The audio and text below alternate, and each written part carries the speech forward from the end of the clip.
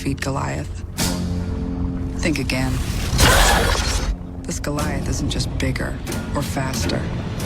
She wants it more. So let the Davids take aim. Because once they come face to face with this Goliath, they'll quickly realize they never had a chance.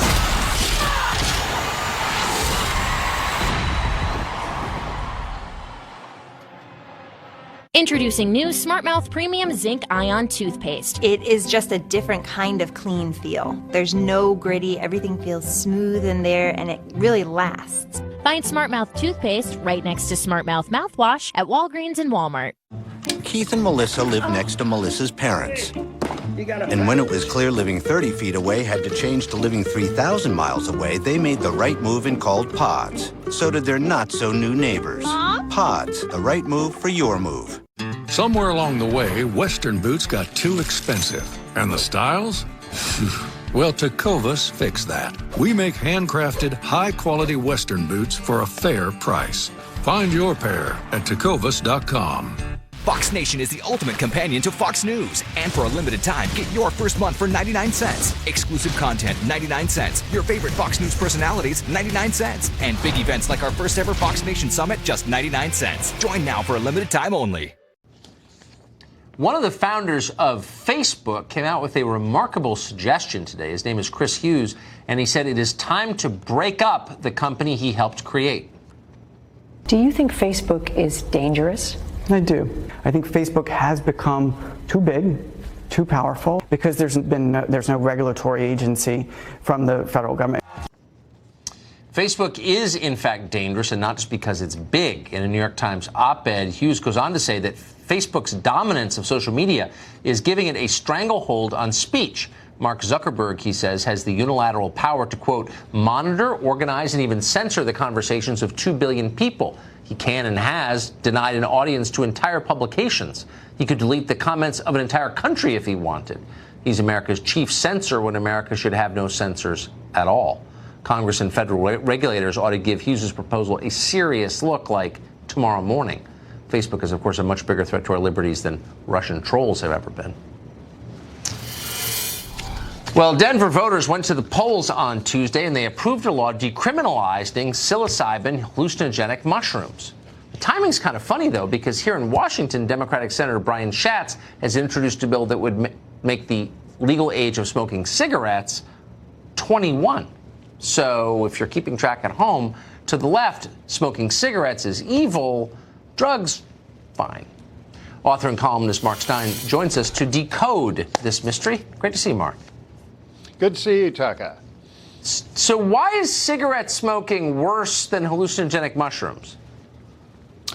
Well, it's an odd priority, isn't it? Because, for example, not just tobacco use, but lung cancer rates have declined significantly over the last 25 years or so. Whereas overall deaths by drug use have exploded since the beginning of the century.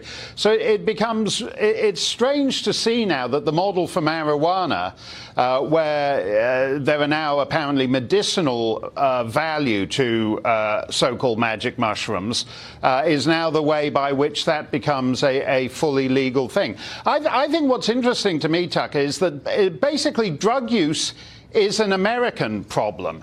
There's a lot of similarities between the sort of license and habits of Westerners around the world. But drug use and the explosion of drug use and drug addiction and death by drugs is an American problem. The nearest to America are Canada and Australia. But when you get to all these social democratic Scandinavian countries that Bernie Sanders professes to admire, they have actually, by comparison with America, in some cases, a fifth the size of drug use, the use of drugs in those countries. So it's sad and rather pathetic that Americans are so addicted to drugs, but it's also interesting that the once traditional habits like smoking and drinking are ever more excoriated the more license we extend to far more lethal drugs.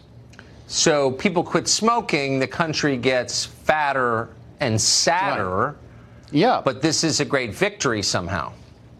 Yes, and for example, I think that I honestly believe, I don't like this thing. I think this thing in Washington is ridiculous. I basically gave up smoking at 21. I did it in my teens as peer pressure and because I thought it might impress the chicks. The chicks weren't impressed. I was as big a loser with a cigarette in my mouth as I was without one, so I gave it up by 21. But I would prefer to see people have occasional cigarette use and social drinking as they do in, say, somewhere like France, which has far lower drug use than America. But the fact is that in my part of the world, in northern New Hampshire, it's easier to get almost any kind of drug you want than it is to get a bottle of beer or a glass of wine. So we don't have social drinking, and instead we have this terrible, pathetic drug use. Tells you everything right there. The great Mark Steyn, thank you.